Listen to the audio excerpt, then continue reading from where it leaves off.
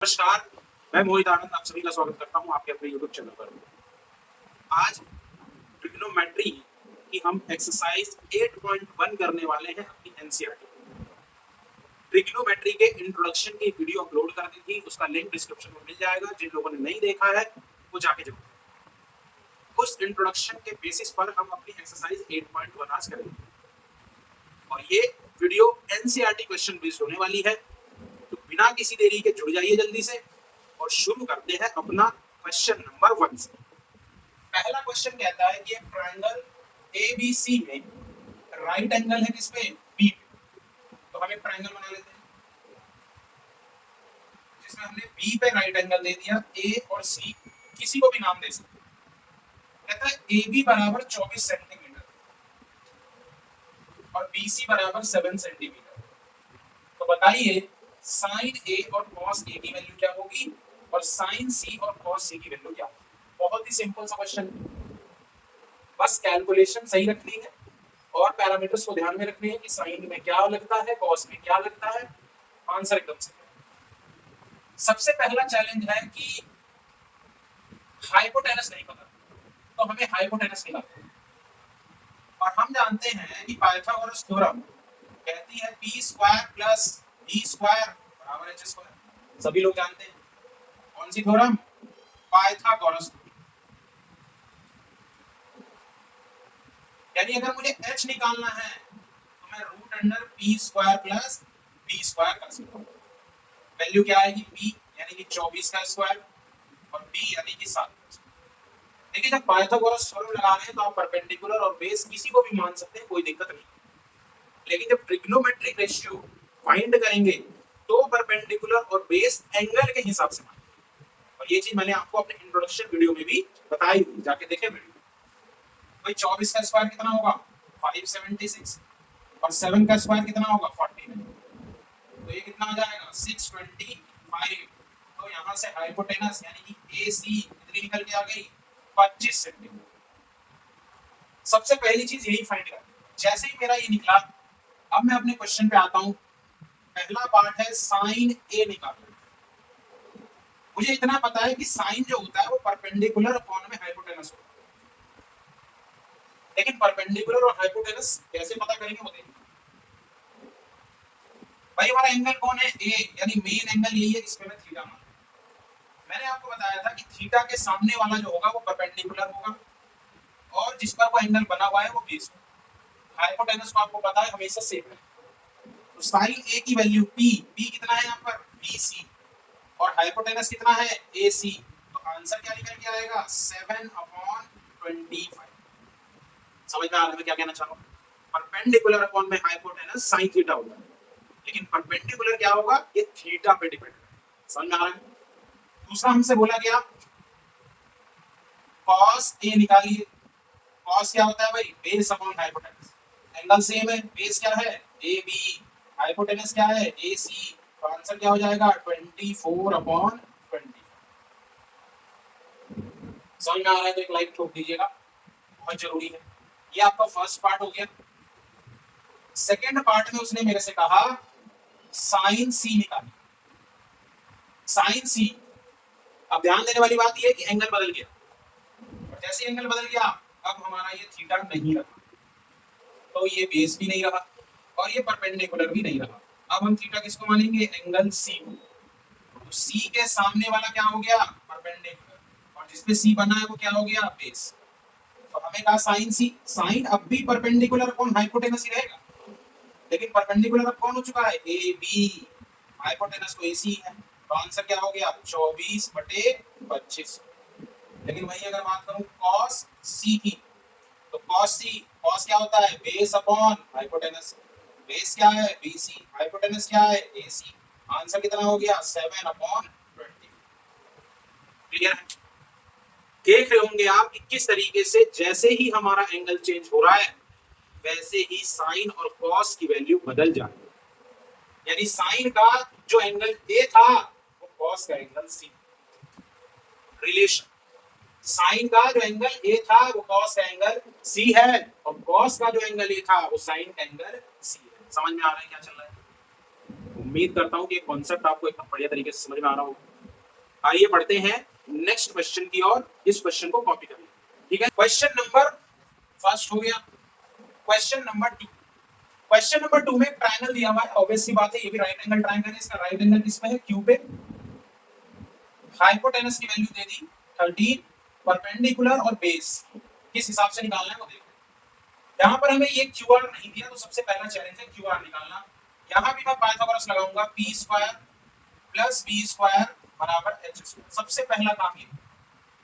अब अगर मैं इसको परपेंडिकुलर मान रहा हूँ तो मैं मान के चल रहा हूँ कि मुझे बेस नहीं पता, तो मुझे बेस निकालना है। तो वो क्या हो जाएगा? हाइपोटेनस का स्क्वायर माइनस परपेंडिकुलर का स्क्वायर। एच कितना है? 13, 13 का स्क्वायर 160, 12 का स्क्वायर 140, तो इसका डिफरेंस कितना आया? 25।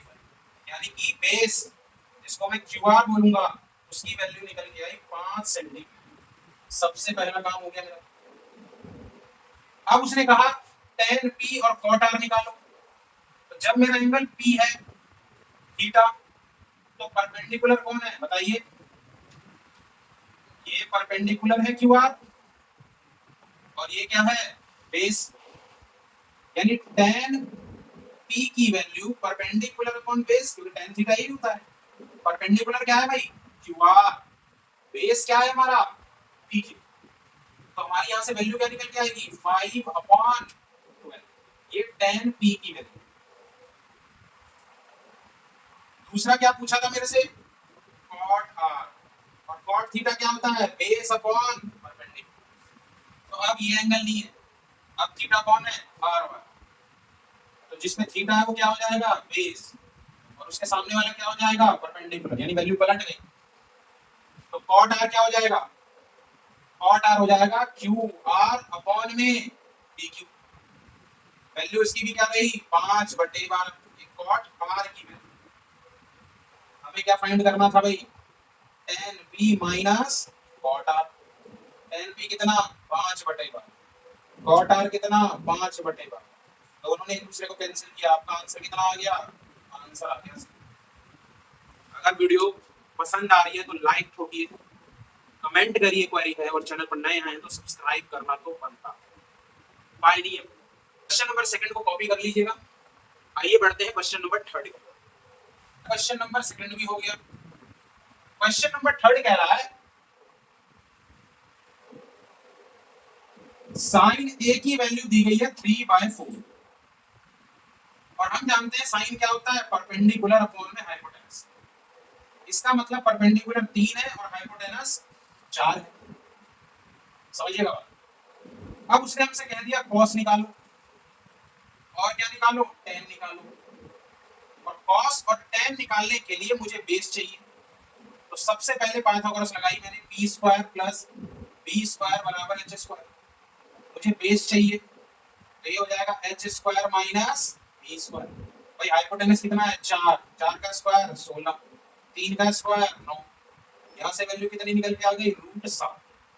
जरूरी नहीं है हर बार जो वैल्यू आ रही है वही परफेक्ट स्क्वायर रूट में भी रह सकती। इतना करने के बाद मैं cos a अगर निकालता हूं तो cos a क्या होता है? Base upon hypotenuse. बेस कितना? √7, हाइपोटेनस कितना? 4। यही मेरा आंसर। समझ में आ रहा है क्या? भाई cos theta base upon hypotenuse, base निकाल लिया पाइथागोरस से और हाइपोटेनस की वैल्यू दी गई है। हमें कह दिया tan निकालिए, तो tan निकालिए तो परपेंडिकुलर अपॉन बेस। परपेंडिकुलर कितना? 3, बेस कितना? √7। यही हमारा आंसर। थर्ड क्वेश्चन से एक चीज समझाना चाहता हूं कि कोई सा भी एक ट्रिग्नोमेट्रिक रेशियो देके वो आपसे बाकी के भी सारे या अलग अलग एंगल्स के ट्रिग्नोमेट्रिक रेशियो पूछ सकता है। तो सबसे पहला काम ये करना है कि जो भी ट्रिग्नोमेट्रिक रेशियो दिया हुआ है उस ट्रिग्नोमेट्रिक रेशियो से ये पता लगा लो कि भाई वो परपेंडिकुलर अपॉन हाइपोटेनस है या बेस अपॉन हाइपोटेनस है या परपेंडिकुलर अपॉन बेस है, क्या है। तो दो तो वैल्यू वही मिल जाएंगी, तीसरी वैल्यू पाइथागोरस दे देगा। उसके बाद कोई सा दुनिया का ट्रिग्नोमेट्रिक रेशियो पूछ ले, आप उसको आसानी से निकाल सकते हैं। बस एंगल जब बदले तो परपेंडिकुलर को बेस कर देना और बेस को परपेंडिकुलर कर देना। समझ में आ रहा है? तो इस क्वेश्चन को कॉपी कर लीजिए। पढ़ते हैं अपने नेक्स्ट क्वेश्चन की ओर, यानी क्वेश्चन नंबर 4। क्वेश्चन नंबर 4, कहता है 15 कॉट ए बराबर 8 है, साइन ए सेक के निकालिए। बिल्कुल क्वेश्चन नंबर 3 जैसा क्वेश्चन। हिंट दे देता हूं, कॉट ए बराबर क्या हो जाएगा जी, 8/15। और कॉट होता क्या है, बेस अपॉन परपेंडिकुलर। तो बेस हो गया 8, परपेंडिकुलर हो गया 15। यहां से सबसे पहले आप क्या फाइंड करेंगे, हाइपोटेनस, और फिर साइन ए निकाल लेंगे और सेक ए निकाल लेंगे। घबराने की बात इसलिए नहीं है क्योंकि एंगल से। तो sine P upon H value रखा, answer. Sec H upon B value रखा, आंसर। क्वेश्चन हो जाएगा। कमेंट करने हैं कि साइन ए और सेक ए की वैल्यू क्या हो। डन है। क्वेश्चन नंबर 5 भी वैसा ही है, कहता है सेक थीटा बराबर 13/12 है। और सेक थीटा होता क्या है भाई, हाइपोटेनस अपॉन बेस। और ये वैल्यू कितनी है, 13/12। तो हाइपोटेनस 13, बेस 12। पाइथागोरस से क्या निकाल लेंगे, परपेंडिकुलर। और उसके बाद उसने कहा सारे ट्रिग्नोमेट्रिक रेशियो निकालिए। तो सेक थीटा मत निकाल देना, सेक थीटा दे रखा है। दूसरे trigonometric, sine, cos, tan, cot और कोसेक, 5 ट्रिग्नोमेट्रिक रेशियो आपको निकालना है। कमेंट करके आंसर बताओ। क्लियर है, ये भी डन है। क्वेश्चन नंबर 6 कहता है कि एंगल ए और एंगल बी एक्यूट एंगल्स हैं, सच दैट cos ए बराबर cos बी है। तो सो दैट यानी प्रूफ करने वाला क्वेश्चन आ गया कि एंगल ए बराबर एंगल बी। इसको मैं करवा दूं। हमने एक ट्रायंगल बना लिया, ए और बी एक्यूट एंगल है, तो जाहिर सी बात है सी पे राइट एंगल होगा। उसने बोला cos ए बराबर cos बी है, यानी ये गिवन है। और हमें सो दैट करना है एंगल ए बराबर एंगल बी, यानी क्वेश्चन में ये आप सो दैट करना है, प्रूव करना है। तो अगर मैं आपसे पूछूं कि cos ए की वैल्यू क्या होगी, तो भाई मेन एंगल ये रहा, तो ये वाला परपेंडिकुलर, ये वाला बेस और ये वाला हाइपोटेनस। cos क्या होता है, बेस अपॉन हाइपोटेनस, यानी ए सी अपॉन में ए बी, इक्वेशन 1। अगर मैं आपसे पूछूं cos बी क्या होगा, तो cos बी यानी ये वाला एंगल। तो अब ये क्या हो जाएगा, परपेंडिकुलर, और ये क्या हो जाएगा, बेस। तो वैल्यू होती है बेस अपॉन हाइपोटेनस, यानी कि बी सी बटे ए बी। अब चूंकि गिवन है कि cos ए बराबर है cos बी, तो अगर मैं इक्वेशन 1 एंड 2 से वैल्यू पुट करूं, तो ए सी बटे ए बी किसके बराबर हो जाएगा बच्चों, बी सी बटे ए बी के। भाई cos ए cos बी के बराबर है, तो cos ए की वैल्यू क्या है इक्वेशन 1 से, ए सी। cos बी की वैल्यू क्या है इक्वेशन 1 से, सॉरी इक्वेशन 2 से, बी सी बटे ए बी। ए बी से ए बी कैंसिल हो गया, यहां से क्या निकल गया, ए सी बराबर बी सी। अब अगर ए सी बराबर बी सी निकल गया, तो ये क्या बता रहा है, ये बता रहा है कि triangle A B C is an isosceles triangle. Isosceles triangle. और अगर ये ट्राइंगल आइसोसेलेस है तो इसके बेस एंगल क्या होंगे, बराबर, यानी एंगल बी बराबर एंगल ए होगा, हेंस हो। अरे हाँ बोलना पड़ेगा। रीजन क्या दोगे, रीजन दोगे base angles of N isosceles triangle. समझ में आ रही है, हाँ बोलना पड़ेगा, कोई उपाय नहीं। क्वेश्चन नंबर 6 निपटा दिया बहुत ही आसान तरीके से। और ये ऐसा क्वेश्चन है जिसमें मैंने अक्सर बच्चों को ऑफलाइन बैचेस में गलती करते हुए देखा है कि सर ये क्या प्रूव दैट वाला क्वेश्चन आ गया, आएगा। ट्रिग्नोमेट्री की सबसे खास बात ये है कि ऐसे क्वेश्चन से आपको फंसाएंगे। वैल्यू वाले क्वेश्चंस को एक बार प्रैक्टिस करके यूज्ड हो जाओगे, फिर प्रूव दैट वाले क्वेश्चन में आपको दिमाग चलाना पड़ेगा कि कहां से कैसे लिंक जोड़ना है। और एक बार अगर आप लिंक जोड़ना सीख गए तो फिर ट्रिग्नोमेट्री से आसान कुछ है ही नहीं। समझ में आ रहा है कि नहीं? आइए बढ़ते हैं अपने क्वेश्चन नंबर 7 की ओर। क्वेश्चन नंबर 6 कॉपी कर लीजिए। क्वेश्चन नंबर 7 थोड़ा सा अच्छा है। cot थीटा दे दिया 7/8, और cot थीटा होता क्या है, बेस अपॉन परपेंडिकुलर। अब क्योंकि साइन और cos है तो हाइपोटेनस चाहिए, और हाइपोटेनस क्या होता है, मैं डायरेक्ट लिख रहा हूं root under b square plus b square. b कितना, 8 का स्क्वायर 64, b कितना 7 का स्क्वायर 49, a कितना हो गया 113, यानी हाइपोटेनस आ गया रूट 113। अब अगर मैं क्वेश्चन की डिमांड देखूं तो मुझे साइन थीटा पता होना चाहिए। साइन थीटा होता है p बाय h। p कितना 8, h कितना √113। डेनोमिनेटर में cos आ रहा है तो मुझे cos पता होना चाहिए, p अपॉन h। p कितना 7, h कितना 113। यहां तक तो कोई दिक्कत नहीं होनी चाहिए आपको। अब हम वैल्यू उठा के पुट करें। वैल्यू उठा के पुट करूंगा तो मैं इस इक्वेशन को अगर देखूं तो ऊपर a plus B a minus B बनना है, यानी हो जाएगा a square minus B square, और नीचे भी हो जाएगा a square minus B square. अब यहाँ एक चीज समझिए, अगर ट्रिग्नोमेट्रिक रेशियो पे पावर है, यानी अगर मैं कहूं साइन थीटा का स्क्वायर तो इसको मैं लिखूंगा साइन स्क्वायर थीटा, या अगर कहीं लिखा हुआ है साइन स्क्वायर थीटा तो इसका मतलब है साइन थीटा की वैल्यू का स्क्वायर। आपको समझ आ रहा है क्या बोल रहा हूं? जैसे मैंने लिख दिया cos थीटा का होल स्क्वायर, इसको मैं बोल सकता हूं cos स्क्वायर। मान लो मैंने लिख दिया tan थीटा का क्यूब, तो इसको मैं लिख सकता हूं tan cube and vice versa. समझ में आ रहा है? तो नेक्स्ट स्टेप में मैंने 1 का स्क्वायर 1 माइनस साइन थीटा की वैल्यू कितनी थी 8 बटे रूट 113, तो मुझे इसका भी स्क्वायर करना है। 1 का स्क्वायर 1 cos थीटा की वैल्यू कितनी थी 7 बटे रूट 113, मुझे इसका भी स्क्वायर करना है। आंसर क्या आएगा बताइए, 1 माइनस 8 बटे 113 और 1 माइनस 7 बटे 113। एलसीएम लूंगा तो 113 माइनस 8 बटे 113 और 113 माइनस 7 बटे 113। 113 को 113 एलिमिनेट कर देगा, ऊपर कितना आएगा बताइए 105, और नीचे कितना आएगा 106। हाँ बोलना पड़ेगा, यही आपका आंसर है। आप चाहे तो अलग अलग भी कर लो, यहाँ भी पुट कर लो, यहाँ भी पुट कर लो, वो आप ही के लिए लेंदी पड़ेगा, मुझे कोई दिक्कत नहीं। बट जब हम आइडेंटिटी हमारे पास है, मैथ की यही तो खास बात है कि कुछ भी कहीं भी लग सकता है, इसीलिए मैथ प्यारा सब्जेक्ट है।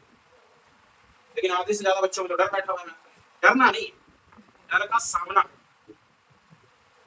समझ में आ रहा है कि नहीं? डरना तो है ही नहीं, क्योंकि जो चीज से डरोगे, डरना इस पॉजिटिव वे में डरना ठीक है कि भाई एक स्टूडेंट के अंदर मन में डर होना जरूरी है। अगर डर नहीं होगा तो वो ओवर कॉन्फिडेंट हो जाएगा, और ओवर कॉन्फिडेंट हो जाएगा तो गलतियां करना शुरू। तो अगर आप उस पॉजिटिव वे में एज ए स्टूडेंट डर रहे हो तो ठीक है, लेकिन किसी सब्जेक्ट से इसलिए नहीं डरना कि मिथ कि वो तो हार्ड है, वो तो कर नहीं सकते जल्दी, करना वैसा है, 4 लोगों से 4 बातें सुन ली, इन सब बातों पे फोकस करना।